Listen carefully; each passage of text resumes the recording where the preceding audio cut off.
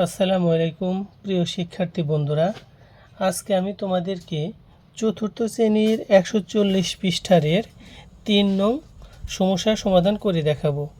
এখানে 3 নংয়ে আছে ক্ষেত্রফল নির্ণয় করি। এখানে আমরা ক্ষেত্রফল নির্ণয় করব। তার আগে আমাদেরকে বুঝতে হবে কিসের ক্ষেত্রফল নির্ণয় করব। এখানে দুটি চিত্র দেওয়া আছে, দুটি চিত্র দেখতে দুই রকম। এটা হচ্ছে বর্গের চিত্র আর এটা হচ্ছে আয়তের চিত্র। এটা বর্গ, এটা আয়ত, এটা আমরা কেমন করে বুঝলাম? আমরা বুঝতে পারবো তখন যে চতুর্ভুজের 4টি বাহুই সমান থাকবে, এই বাহু, এই বাহু, এটা, 4টা বাহুই সমান এবং কোণগুলো সমকোণ। যে চতুর্ভুজের 4টি বাহুই সমান এবং কোণগুলো সমকোণ সেটা হচ্ছে আয়ত। দুঃখিত, যে চতুর্ভুজের 4টি বাহুই সমান এবং কোণগুলো সমকোণ তাকে বর্গ বলে। আর যে চতুর্ভুজের বিপরীত বাহুগুলো সমান, অর্থাৎ এই বাম পাশের বাহু এবং ডান পাশের বাহু সমান, উপরের বাহু এবং নিচের বাহু সমান, যে চতুর্ভুজের বিপরীত বাহুগুলো সমান এবং কোণগুলো সমকোণ তাকে বলে আয়ত। তাহলে এখানে হচ্ছে বর্গের চিত্র, এটা হচ্ছে আয়তের চিত্র। যদি আমরা ক্ষেত্রফল নির্ণয় করি তাহলে বর্গের জন্য একটা সূত্র ব্যবহার করতে হবে এবং আয়তের জন্য আলাদা সূত্র ব্যবহার করতে হবে। এজন্য যখন আমরা ক্ষেত্রফল বের করব তখন আগে বুঝে নেব যে আমরা বর্গের ক্ষেত্রফল বের করব নাকি আয়তের ক্ষেত্রফল বের করব। চলো শুরু করা যাক। এখানে আমরা প্রথমে বর্গের ক্ষেত্রফল বের করব। এখানে বর্গের এক বাহুর দৈর্ঘ্য দেওয়া আছে 4 সেন্টিমিটার। এখানে লেখার সময় আমরা লিখব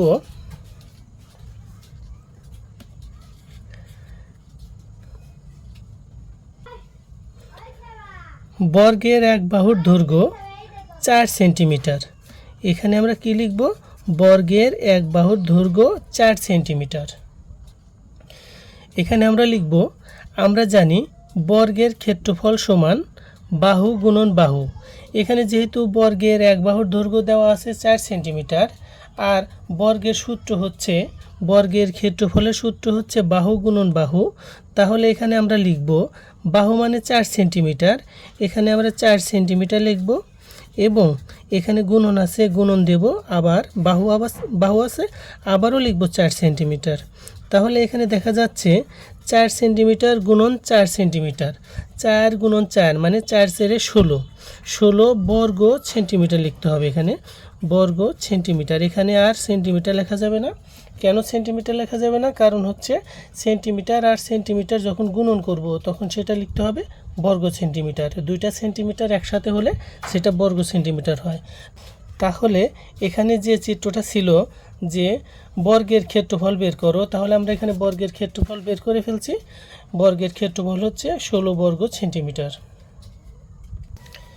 এরপরে এখন আমরা আয়তের ক্ষেত্রফল বের করব। আয়তের ক্ষেত্রফল বের করার জন্য এখানে দেখতে হবে আয়তের এখানে দৈর্ঘ্য আছে হলো 25 সেন্টিমিটার আর প্রস্থ আছে হলো 14 সেন্টিমিটার। এই 14 সেন্টিমিটার হলো প্রস্থ আর দৈর্ঘ্য হচ্ছে 25 সেন্টিমিটার। তাহলে এই দৈর্ঘ্য আর প্রস্থ দিয়ে আমরা কি করব? আমরা এই আয়তের ক্ষেত্রফলটা বের করব। তাহলে আয়তের ক্ষেত্রফল বের করার জন্য এখানে আমাদেরকে প্রথমে লিখতে হবে দেওয়া আছে। কি দেওয়া আছে? এখানে আয়তের জন্য দুইটা জিনিস দেওয়া থাকবে, একটা হচ্ছে দৈর্ঘ্য দেওয়া থাকবে আর একটা প্রস্থ দেওয়া থাকবে। এখানে দৈর্ঘ্য হিসেবে কত দেওয়া আছে? দৈর্ঘ্য হিসেবে দেওয়া আছে হলো 25 সেন্টিমিটার। আমরা আগেই দেখে নিছি যে দৈর্ঘ্য আছে 25 সেন্টিমিটার। আর এখানে প্রস্থ দেওয়া আছে। এখানে প্রস্থ কত দেওয়া আছে? এখানে আমি আগেই দেখিয়ে নিয়েছি, প্রস্থ আছে 14 সেন্টিমিটার, দৈর্ঘ্য আছে, প্রস্থও আছে। এখন আমাদের কি বের করতে হবে? এখন আমাদের ক্ষেত্রফল বের করতে হবে। ক্ষেত্রফল সমান কত সেটা আমরা এখন বের করব। আমরা ক্ষেত্রফলের সূত্র জানি। এখানে আমরা লিখব আমরা জানি ক্ষেত্রফল সমান দৈর্ঘ্য গুণন প্রস্থ। এখন দৈর্ঘ্য এখানে কত পেয়েছিলাম? 25 সেন্টিমিটার। এখানে আমরা লিখব দৈর্ঘ্য 25 সেন্টিমিটার আর এখানে গুণন আছে, গুণন দিয়ে প্রস্থটা লিখব। প্রস্থ কত আছে? 14 সেন্টিমিটার। এখানে আমরা লিখব প্রস্থ 14 সেন্টিমিটার। এখন দৈর্ঘ্য আর প্রস্থ গুণন করে এখানে আমরা ফলটা বের করব। আমরা এই দৈর্ঘ্য এবং প্রস্থর জন্য আমরা অন্য জায়গায় রাফ করে ফলটা বের করে নিচ্ছি। তাহলে 25 এবং 14কে গুণন করলে কত হবে? 25 এবং 14কে গুণন করলে হবে 350। 350 এখানে কি লিখতে হবে? বর্গ সেন্টিমিটার লিখতে হবে। আগেই বলেছি যখন আমরা ক্ষেত্রফল বের করব তখন সেটাকে বর্গ লিখে লিখতে হবে। যদি দৈর্ঘ্য বের করি বা প্রস্থ বের করি তখন শুধু সেন্টিমিটার লিখলেই হবে, কিন্তু যখন আমরা ক্ষেত্রফল বের করব তখন সেটাকে আমরা কি লিখে বের করব? বর্গ সেন্টিমিটার লিখে বের করব। ধন্যবাদ। প্রিয় শিক্ষার্থী বন্ধুরা, এরকম প্রতিদিন নিত্য নতুন ভিডিও পাওয়ার জন্য সহজ গণিতকে সাবস্ক্রাইব করে সহজ গণিতের সাথেই থাকো। ইনশাআল্লাহ অবশ্যই উপকৃত হবে।